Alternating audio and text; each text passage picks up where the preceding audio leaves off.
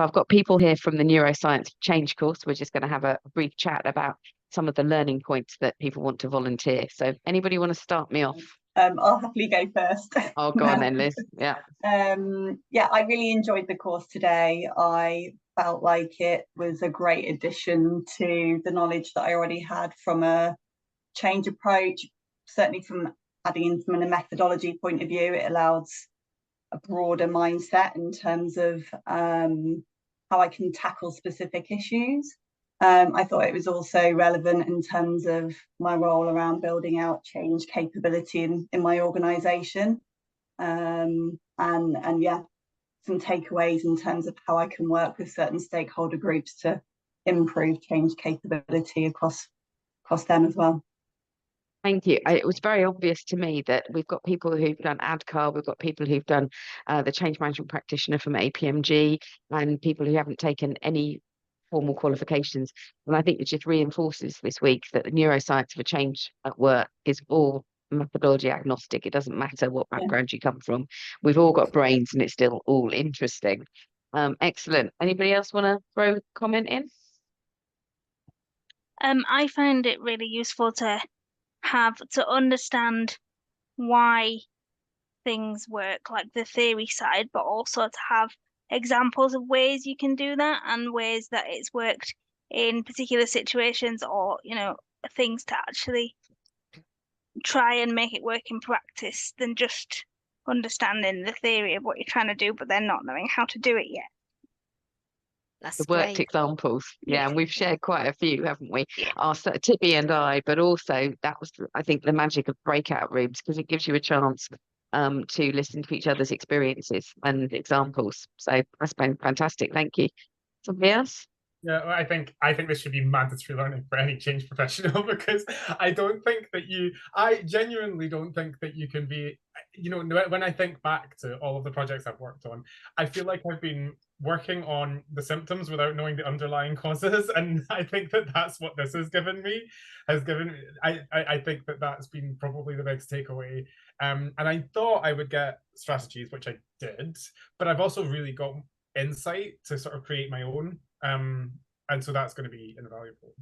And that is great to hear, Alan, because neuroscience for change, it is kind of the stepping stones for anything that you can do.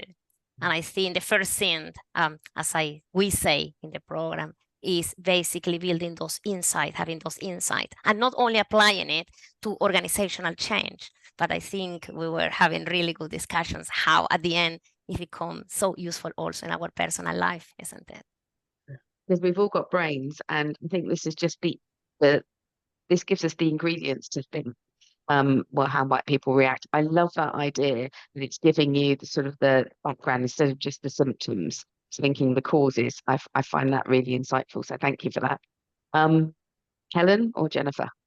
Did I unmute first? Yes, you did. I think I'd really echo what other people have said and what you were saying there, Adam. But I think what I really liked is, I think it was you, Melanie, that said earlier, it's about how you get things done in a modern organization or in any sort of group setting. I think this is very much at the core of how you collaborate with other people who have a brain in order to achieve positive outcomes, positive results with the minimum of distress and disruption. It's just really understanding at its core how to work with people and systems. So I think it's just so invaluable for leadership, coaching, change, or just being an effective member of any sort of team or work group.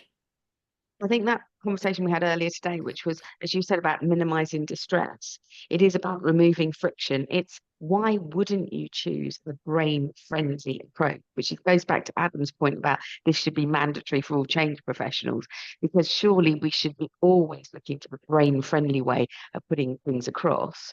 But I think, Helen, you also raised this other point we've discussed, which is that are we talking about change, or actually are we just talking about being at work these days? Because being at work is a mixture of the sort of the existing day job plus how that's evolving all the time. And it's how do we just learn to work differently, add new things to what we're doing, remember to abandon old things. We're challenging our brain all the time. So I think stuff done would be useful. But I'll turn to Jen for her final comments. I was going to say something quite similar, where it's, understanding your brain and the brain of others just helps us every day. It's not just during times of change, but because the course is grounded in science, it allows you to ground your practice in science. So it's not just running on gut instinct and, oh, I think, or wouldn't this be good? It's actually, this would be good because, and having that understanding of the brain allows you to connect it back to just some really solid research and theory around it, but in really practical ways that are, easy to achieve, don't cost money, and allow you to make those small step milestone achievements to get the momentum to keep going, because the pace of change is relentless. It's not going to slow down. It's not going to go away. We can't stop it. So this gives us something to ground our practice in, to keep pace with it. And it's very interesting what you, sorry. I was just going to say, it doesn't cost anything. I think it's a really interesting point, because it is about, this gives us choices about how we put information across. We can do it in a brain unfriendly way or a brain friendly way. As soon as we've learned this, it doesn't cost any more to do it in the easier way. Tibby, your comment. Yes, and I think what you said, that we talk a lot in Neuroscience for Change, it's about integrating it bit and pieces in our day-to-day. And this is what at the end, it creates resilience, really.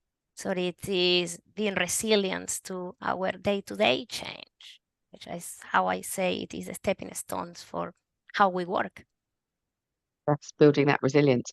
Thank you very much, all of you.